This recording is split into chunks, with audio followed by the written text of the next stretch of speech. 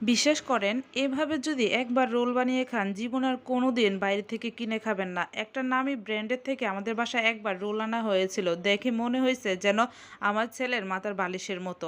তারপর থেকে আর ব্র্যান্ডের প্রতি বিশ্বাসটা উঠে গেছে। একবার আমি যেভাবে বানিয়ে দেখাবো আজকে, এভাবে যদি বানান তাহলে 15 দিন কেন, 1 মাস পরেও যদি আপনারা এটা ভেজে খান তাহলে একদম নরম তুলতেলে মনে যেন ফ্রেশ বানানো হয়েছে এমন মনে হবে। রোল বানানোর জন্য প্রথমে কড়াইতে তেল দিয়ে পেঁয়াজ, কাঁচামরিচ কুচি এবং আদা রসুন বাটা দিয়ে ভালো করে ভেজে নিয়েছি। যখন একটু লাল বা নরম হয়ে আসবে তখনই আমি দিয়ে দেবো এখানে আগে থেকে সিদ্ধ করে মুরগির মাংস।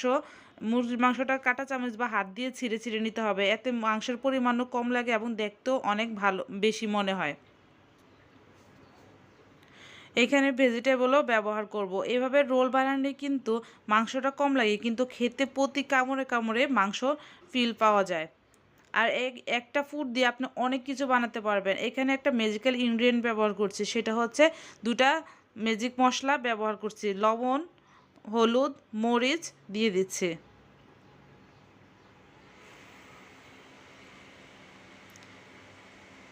এই পুরটা দিয়ে আপনারা চাইলে সমোসার পুরো বানাতে পারবেন। সেক্ষেত্রে এই যে মাংসর পুরটা আছে ওই ক্ষেত্রে আপনারা তুলে নিয়ে সমোসার সাইডের যে অংশগুলো আছে ওইগুলা ভেঙে গুঁড়ো করে করে দিয়ে আপনি সমোসার ভিতরে পুর বানাতে পারবেন। এর মধ্যে আবার আমি একটু টমেটো সস এবং একটু সয়া সস দিয়ে দিয়েছি। এটা দেওয়ার কারণে মানে স্বাদটা এমনটা হবে, মুখে দেওয়ার সাথে সাথে মনে যেন মুখের মধ্যে একটা কিক করবে।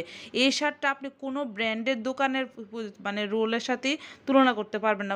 মাংস ছাড়াও যদি আপনি শুধু সবজি দিয়েও এই ফুডটা তৈরি করতে পারবেন। আমি এখানে সবজি নিয়েছি বাঁধাকপি আর গাজর, যেহেতু এখন অ্যাভেলেবেল আছে সেহেতু বানিয়ে রাখছি আর কি বাঁধাকপি দিয়ে। যদি না থাকে সেক্ষেত্রে আপনারা এখানে যদি সাথে সাথে খেয়ে ফেলেন তাহলে নুডলস সিদ্ধও ব্যবহার করতে পারেন। তবে নুডলস সিদ্ধ দিয়ে যদি বানান রোল তাহলে সেক্ষেত্রে আর ফ্রোজেন করা যাবে না, করা যাবে কিন্তু স্বাদটা ভালো থাকবে না।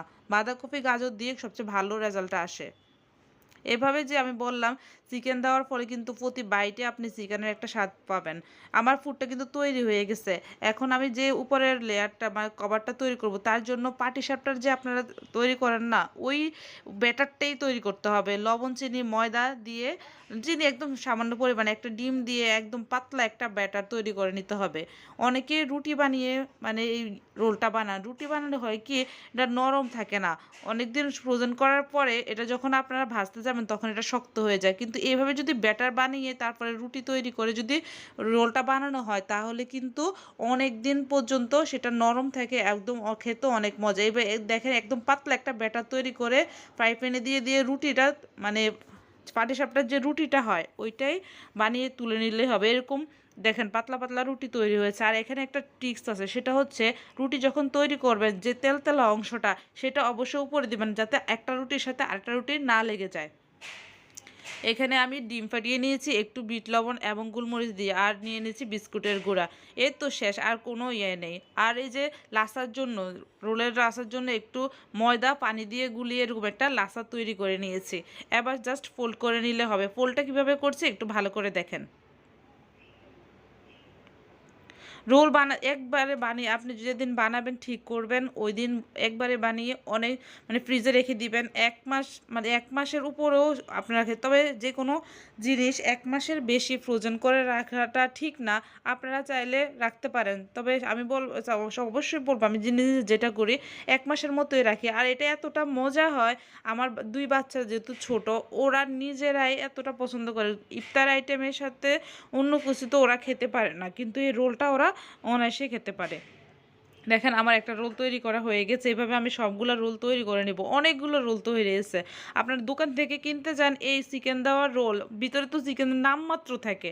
ওই যে দেওয়া রোল 25-30 টাকার নিচে আপনারা কিনতেই পারবেন না। আর ঘরে বানালে দেখেন বেশি কিছু কিন্তু লাগে না, একটু সময় নিয়ে বানাবেন তাহলেই মানে অনেক টাকা যেমন সেভ হয়, স্বাস্থ্যসম্মত এবং নিজের মন মতো করে একটা জিনিস খাওয়া যায়।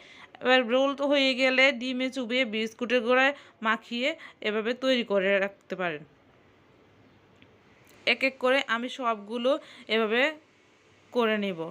আর আপনারা যদি ফ্রোজেন করতে চান সেক্ষেত্রে এই পর্যায়ে একটা ট্রের মধ্যে রেখে যখন 2-3 ঘন্টা ডিপে রেখে দিবেন, যখন এটা আপনার হয়ে যাবে, শক্ত হয়ে যাবে, তখন যে কোনো একটা বক্স বা জিপলক ব্যাগের মধ্যে করে সংরক্ষণ রাখতে পারেন। আর আমি আপনাদেরকে ভেজে দেখাবো, দেখবেন কতটা নরম তুলতুলে হয়েছে। আপনারা চাইলে মাইক্রোওয়েভেও আপনারা বেক করে নিতে পারেন। আমি চুলায় ভেজে দেখাবো।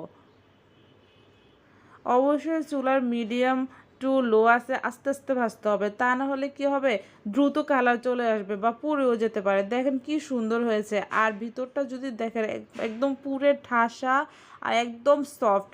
বাচ্চা বুড়ো সবাই এতটা পছন্দ করবে। আর আপনি নিজে বানিয়ে নিজে অবাক হয়ে যাবেন যে দোকান থেকে একটা কিনে নিয়ে আসবেন আর নিজে বানিয়ে নেবেন, দেখবেন কোনটা বেস্ট। অবশ্যই আপনার নিজেরটা বেস্ট মনে হবে, বানিয়ে দেখবেন।